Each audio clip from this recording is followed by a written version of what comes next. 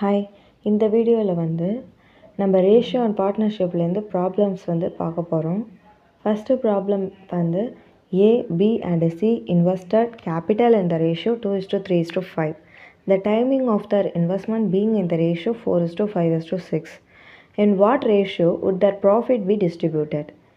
A, B, C மூணு பேரும் ஒரு கேபிட்டல் ஆஃப் அமௌண்ட்டை இன்வெஸ்ட் பண்ணுறாங்க 2:3:5ங்கிற ரேஷியோவில்.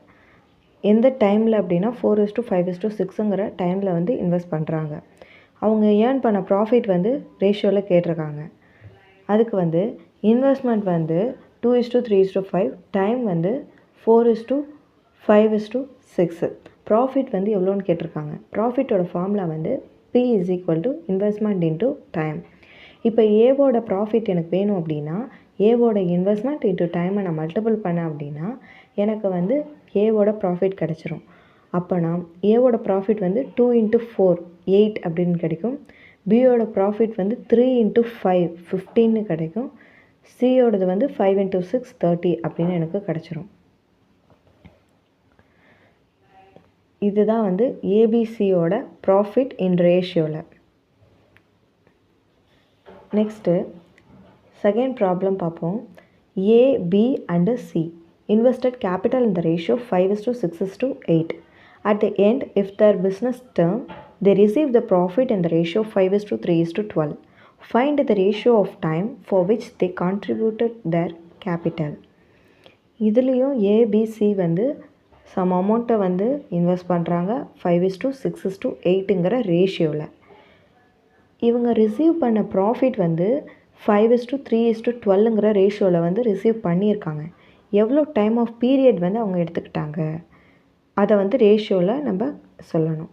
இப்போ இன்வெஸ்ட்மெண்ட் பார்த்திங்க அப்படின்னா 5:6:8, ப்ராஃபிட் 5:3:12.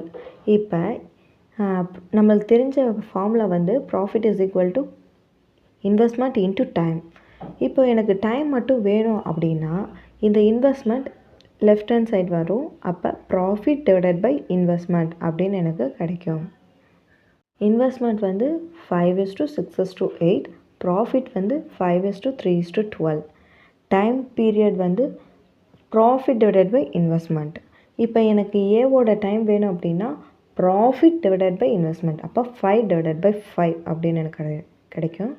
அதே போல் பியோட டைம் வேணும் அப்படின்னா profit divided by investment, so 3/6ன்னு எனக்கு வரும். சிக்கு 12/8 அப்படின்னு வரும்.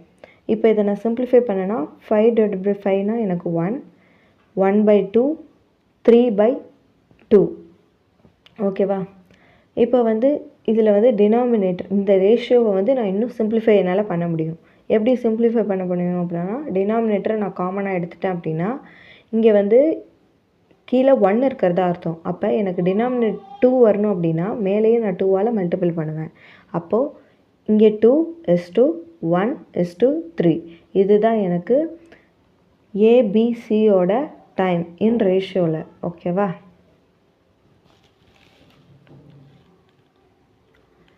Next question, third question a sum of rupees 9,000 is to be distributed among A, B, C in the ratio 4:5:6.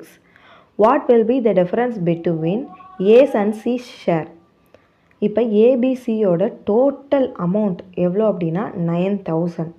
அதை இந்த 3 பேருக்கும் டிவைட் பண்ணி கொடுக்குறாங்க.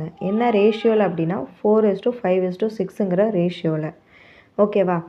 இப்போ ஏக்குன்னு தனியாக ஒரு ஷேர் இருக்கும், சிக்குன்னு ஒரு தனியாக ஒரு ஷேர் இருக்கும். அந்த 2 ஷேரோட டிஃப்ரென்ஸ் என்ன அப்படின்னு கேட்டிருக்காங்க. ஓகேவா? அவங்க கொடுத்துருக்கிறது என்னன்னு பாருங்கள். A:B:C இதோட ரேஷியோ 4:5:6. Total amount 9,000. எனக்கு இப்போ ஏவோட ஷேர் மட்டும் வேணும் அப்படின்னா இதை எப்படி போடணும் அப்படின்னா ஏவோட ஷேர் வேணும் அப்படின்னா A = டோட்டல். ஓகேவா? டோட்டல் ரேஷியோ எவ்வளோ வருது? 4:5:6. அப்போ இது 3த்தையும் ஆட் பண்ணேன்னா 4 + 5 + 6 எனக்கு 15.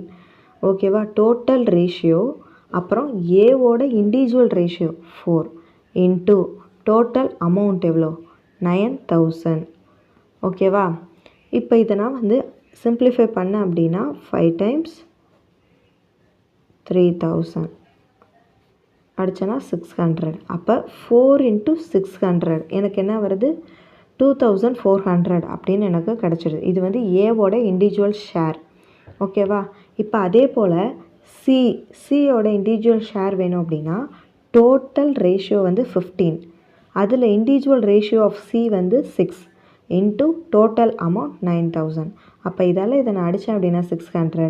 6 இன்ட்டு 600 இஸ் ஈக்குவல் டு 3600. இப்போ ஏவோட ஷேர் எனக்கு 2400, சியோட ஷேர் வந்து 3600. இது ரெண்டுத்துக்குமான டிஃபரன்ஸ் வந்து எனக்கு 1200. இதுதான் கேட்டிருக்க கொஷின்ஸ். ஓகேவா? நெக்ஸ்ட்டு கொஷின் பாருங்கள்.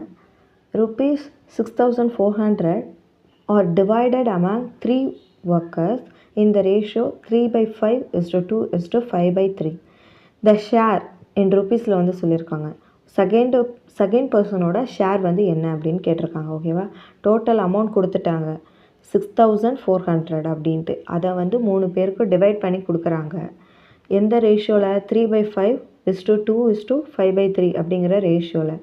செகண்ட் பர்சனோட ஓகேவா, இந்த செகண்ட் பர்சனோட ஷேர் எவ்வளோ அப்படின்னு கேட்டிருக்காங்க. ஓகே, இப்போ A:B:C வந்து எனக்கு 3/5:2:5/3 அப்படின்னு எனக்கு வரும். இந்த ரேஷியோவை வந்து நான் சிம்பிளிஃபை பண்ணேன் அப்படின்னா டினாமினேட்டர் காமன் பண்ணுவேன். ஸோ எல்சிஎம் எடுத்தால் எனக்கு 15 அப்படின்னு எனக்கு கிடைக்கும். அப்போ நான் இதை என்ன பண்ணுவேன், இங்கே வந்து 3ஆல் மல்டிபிள் பண்ணுவேன். அப்போ 3 3s are 9 வந்துடும். இங்கே வந்து 1 இருக்கிறதா அர்த்தம் டினாமினேட்டரில். ஸோ 15ஆல் பண்ணேன்னா 2 × 15 எனக்கு 30 வந்துடும். இங்கே வந்து 3 இருக்குது. அப்போ இங்கே வந்து நான் 5ஆல் பண்ணுவேன். ஸோ 5 5s are 25 அப்படின்னு எனக்கு கிடச்சிரும். அப்போ ஆஸ் யூஷுவல் ரேஷியோ என்னென்னா 9:30:25 அப்படின்னு எனக்கு கிடச்சிரும். ஏபிசியோட ரேஷியோ சிம்பிளிஃபை பண்ண ரேஷியோ. டோட்டல் அமௌண்ட் என்ன? 6400. இப்போ அவங்க என்ன கேட்டிருக்காங்கன்னா பியோட ஷேர் மட்டும் என்ன கேட்டிருக்காங்க. இப்போ நம்ம இண்டிவிஜுவல் ஷேர்லாம் எப்படி கண்டுபிடிப்போம் அப்படின்னா போன சம்மில் பார்த்த மாதிரி இதுதான் இப்போ நம்ம சிம்பிளிஃபை பண்ணி வச்ச ரேஷியோ. அப்போ இதுலேருந்து தான் நம்ம டோட்டல் ரேஷியோ கண்டுபிடிக்கணும். அப்போது 9 + 30 + 25 எனக்கு 64ன்னு கிடைக்கும். பியோட இண்டிவிஜுவல் ரேஷியோ, செகண்ட் பர்சனோட இண்டிவிஜுவல் ரேஷியோ எனக்கு என்ன? 30. அப்போது மேலே 30 இன்ட்டு டோட்டல் அமௌண்ட் வந்து 6400. ஓகேவா? இதை நான் இப்போ அடித்தேன் அப்படின்னா எனக்கு 100ன்னு வரும். 30 × 100 வந்து எனக்கு 3000. ஓகேவா? இதுதான் செகண்ட் பர்சனோட ஷேர். இப்போ நடத்தின சம்ஸ் எல்லாமே உங்களுக்கு புரிஞ்சிருக்கும். ஏதாச்சும் டவுட் இருந்ததுன்னா எனக்கு கமெண்ட் பண்ணுங்கள், நான் ரிப்ளை பண்ணுறேன். தேங்க்யூ.